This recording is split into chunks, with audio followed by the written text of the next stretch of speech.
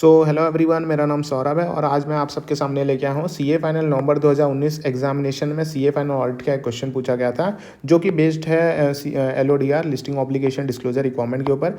बहुत important question लगा, इसलिए मैं आप सबके सामने लेके आया हूँ। तो डी लिमिटेड एक कंपनी है जो इनकॉर्पोरेटेड है इंडिया में। उसके अंदर एक ऑडिट कमेटी है। ऑडिट कमेटी में कितने 6 मेंबर है। So due to recessionary condition India, condition कैसे इंडिया में रिसेशनरी कंडीशन थी उस टाइम पे, तो यहाँ पे जो रेवेन्यू है कंपनी का वो गोइंग डाउन, रेवेन्यू जो है नीचे जा रही थी and there is slow down in other activities of the companies. तो यहाँ पे क्या होता है, यहाँ पे इसलिए यहाँ पे therefore it is expected that there would not be a significant work for the member of a audit committee. तो ऑडिट कमिटी में काम करने के लिए इतना काम नहीं होगा।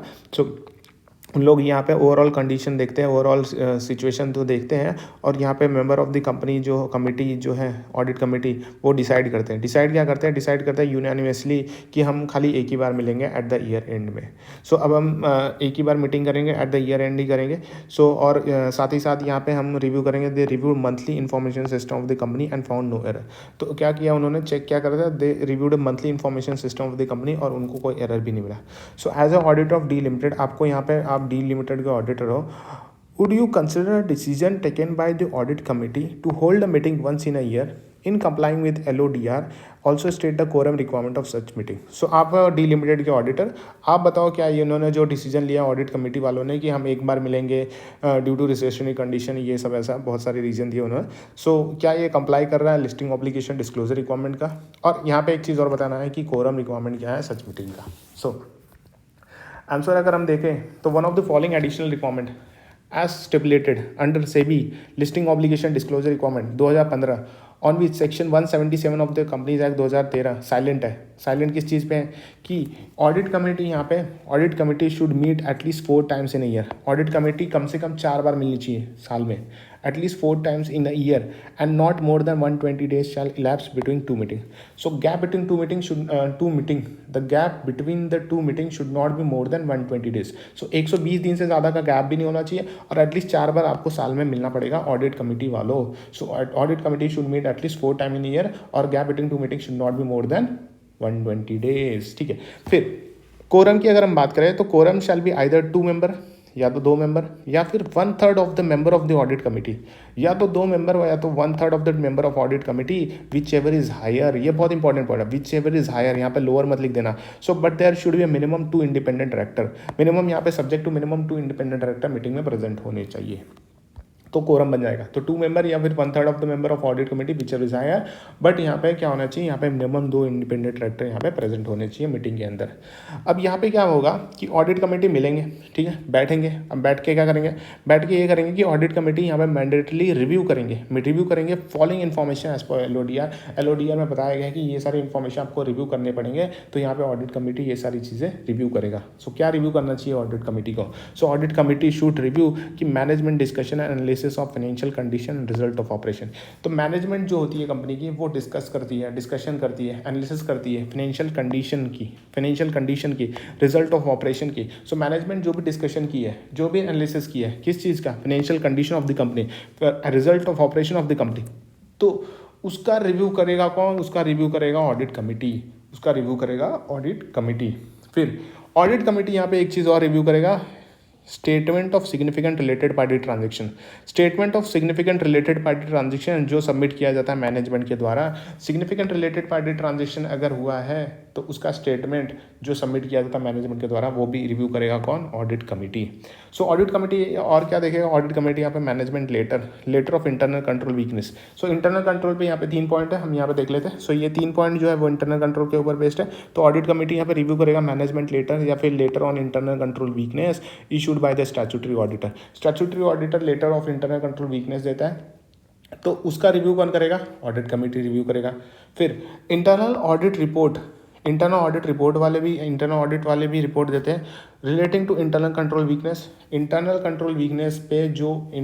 वीकनेस पे यहाँ पे कौन लेटर दे रहा है? एक तो स्टैट्यूटरी ऑडिटर दे रहा है। इंटरनल कंट्रोल वीकनेस पे इंटरनल ऑडिट रिपोर्ट कौन दे रहा है? यहाँ पे इंटरनल ऑडिट रिपोर्ट आ रहा है, इंटरनल ऑडिटर दे रहा है। फिर the appointment removal and terms of remuneration of chief internal auditor shall be subject to review of audit committee. कौन रिव्यू करेगा? कौन रिव्यू करेगा? ऑडिट कमेटी रिव्यू करेगा। फिर लास्ट पॉइंट आता है कि statement of deviation, statement of deviation of quarterly statement of deviation including reports of monitoring agency if applicable, quarterly statement of deviation including report of monitoring agency if applicable, annual statement of funds annual statement of funds utilized for purpose other than those stated in offer document or prospectus or notice।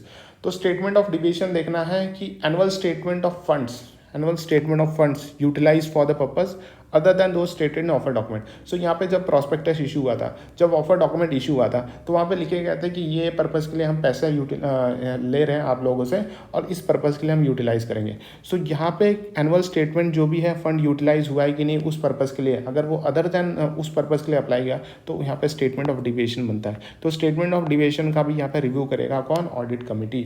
So 2 point यहाँ पे है, quarterly statement of deviation including report of monitoring agency if applicable, annual statement of funds utilize for the purpose other than those stated in offer document या फिर prospectus / notice.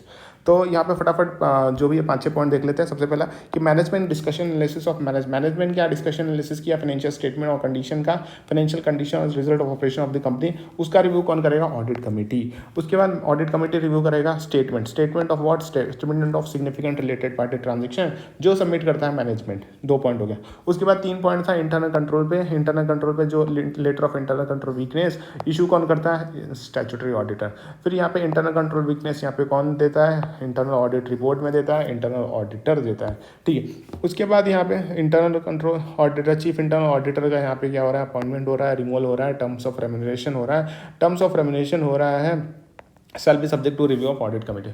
और last point आता है statement of deviation of quarterly statement of deviation including report of monitoring agency if applicable, और annual statement of deviation of funds की कहाँ utilise होना चाहिए for the purpose other than दो stated जो स्टेट किया गया था इन ऑफर डॉक्यूमेंट्स प्रॉस्पेक्टस या फिर नोटिस में। सो इन द इंस्टेंस केस में क्या होता कि रिसेशनरी कंडीशन था, स्लो डाउन था एक्टिविटीज़ में और not expecting the significant work for the member of audit committee, इसलिए डीम लिमिटेड के जो ऑडिट कमेटी वाले मेंबर थे उन्होंने डिसाइड किया था यूनानिमसली कि हम एक ही बार मिलेंगे साल के अंदर।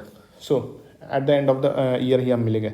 सो they also reviewed monthly information system. एक ही चीज़ उन्होंने रिव्यू किया, बट हमने यहाँ पे देखा कि बहुत सारी चीज़ें रिव्यू करनी चाहिए, तो उन्होंने क्या रिव्यू किया था? Monthly information system. सो साथ ही साथ यहाँ पे क्या किया था? उन्होंने मंथली इन्फॉर्मेशन सिस्टम रिव्यू किया और यहाँ पे कोई एरर भी नहीं मिला। So in the view of the above decision taken by audit committee to hold meeting only once in the year is not correct. So जो भी डिसीजन उन्होंने लिया था कि हम एक बार मिलेंगे इस करेक्ट नहीं है। और साथ ही साथ ऑडिट कमेटी यहाँ पे उनको कितनी बार मिलना चाहिए? एटलीस्ट 4 टाइम मिलना चाहिए, पूरे साल में 4 बार मिलना चाहिए, and not less than 120 days and not more than 120 days lapse between the 2 meeting. मतलब gap between the 2 meeting should not be more than 120 days। Besides, there is a mandatory review requirement and to review only monthly information system of the company. Same is not sufficient as per LODR, क्योंकि हमने already ऊपर देखे कि बहुत सारे point यहाँ पे review करने पड़ते हैं ऑडिट कमेटी को as per LODR listing obligation disclosure requirement 2015। इसी के साथ ये क्वेश्चन यहीं पर खत्म होता है। Thank you so much.